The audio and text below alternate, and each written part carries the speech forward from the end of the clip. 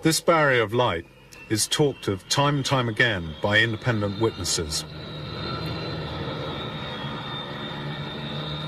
The following is a statement by a senior airline pilot with years of flying experience, highly trained, and who has been regularly examined by medical experts. Stefano Guerra, Swiss Air Captain.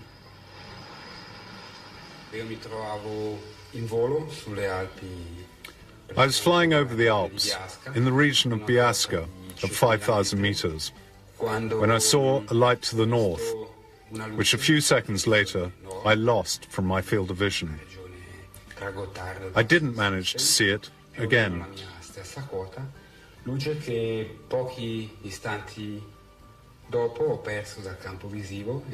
At that moment, another pilot was flying in an easterly direction, in the same area of the Alps, and asked radar if there was an object in the same place where I'd seen my object.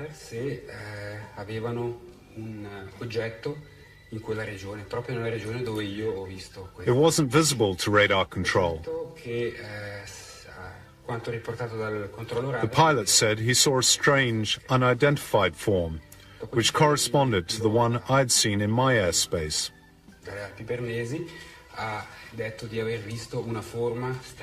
He couldn't explain it, and said apparently it was quite big, but clearly not an aeroplane.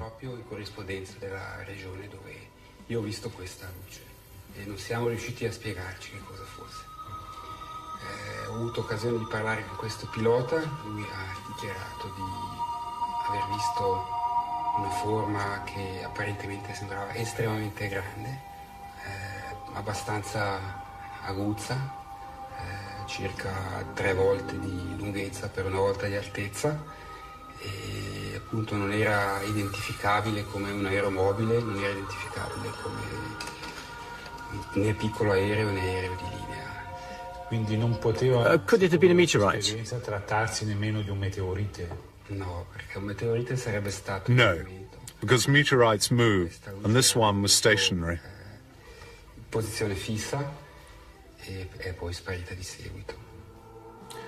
Probably the object didn't show on the ground radar at that point, because it wasn't moving like a normal aeroplane. It was an enormous area of white light, as big as 4 jumbo jets. According to both pilots, it stopped and then went away and was neither an aeroplane nor a meteorological phenomena. Captain Schmidt, Swiss Air. The radar station at Maastricht informed us that a UFO was proceeding in a northerly direction. It then turned towards us at a speed to 4,000 to 5,000 kilometers an hour, very fast indeed. Eventually it stabilized in relation to our position to 3 nautical miles to our right at 45 degrees. That's about 5 kilometers from us. We put on the headphones and looked to the right, and suddenly there was an immense flash in front of us. I hadn't seen anything like it. Very fast and very intense. The radio didn't give any signal. Nothing at all.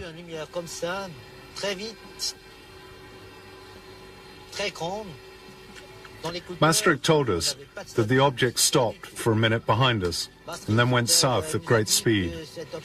It was traveling 4 to 5 times the speed of sound.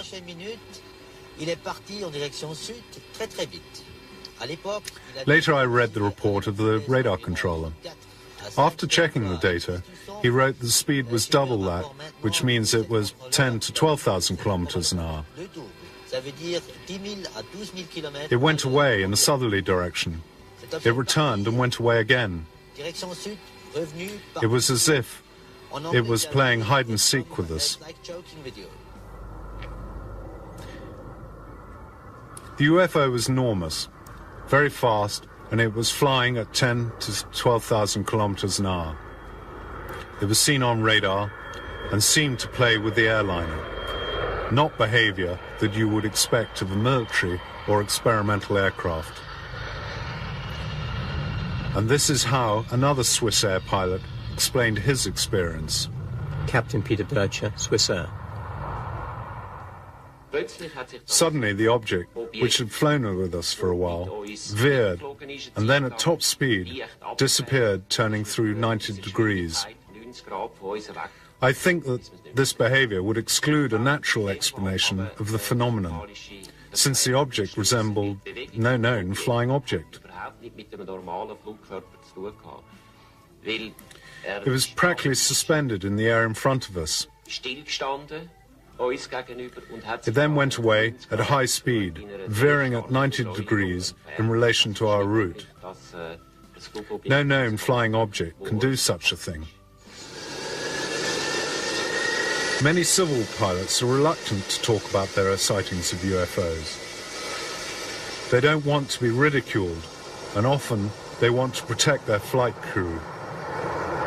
Military pilots are bound by official secrecy for the duration of their service. Captain Duverstal, Swiss Air. At first, we thought we were seeing a star, or at least we believe it to be a shooting star. But straight away I told myself that it wasn't possible because of its speed. It fell gently to the horizon and then oscillated a little to the left, and then to the right, and then left and right. It then returned to its original position. All of this in less than 30 seconds. That's far from normal.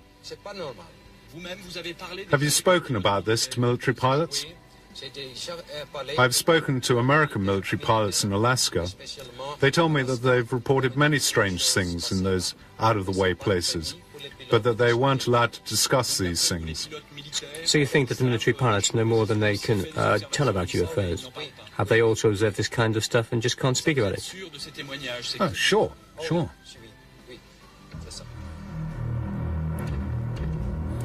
One impressive, well-documented case is reconstructed here by Nippon TV when a 707 was flying over Alaska on the 17th of November, 1986. At 5 p.m., during the flight, Commander Terauchi observed two red lights getting nearer.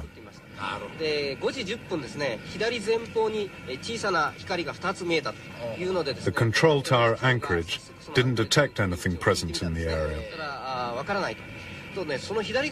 The lights got nearer and nearer.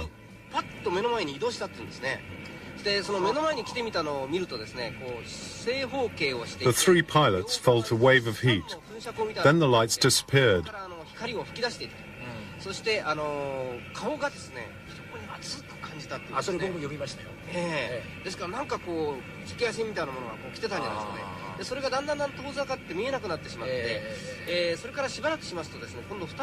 Shortly after, two white lights appeared.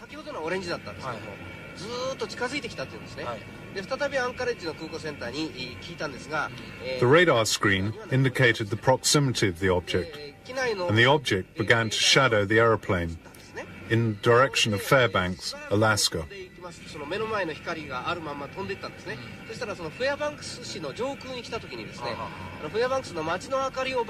Thanks to the contrast of the city lights, the crew could see the outline of the object.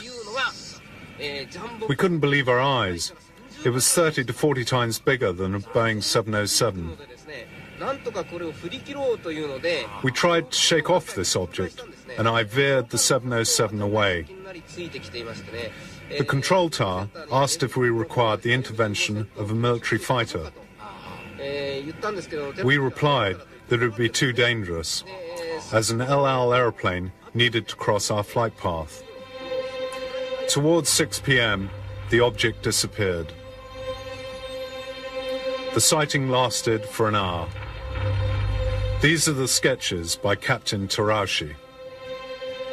Both he and his crew saw an enormous UFO. It was under control, and he felt there was every possibility that it hadn't been constructed on Earth. As well as the testimonies, there are photographs and film sequences which document UFO sightings. These have been gathered from all over the world, including films shot in the skies over Mexico, taken by a group of video activists calling themselves Vigilantes, who have about 100 members. We're a group of friends from the four corners of Mexico. We always have video cameras with us, at work, at school. so that we're always ready to film a UFO as it appears. Llevamos una cámara para que en el momento que tengamos cualquier objeto volador no identificado lo podamos filmar. The film sequences have been examined by the Institute for Information Science at Seoul University in Mexico City. They subjected the film to a battery of advanced tests.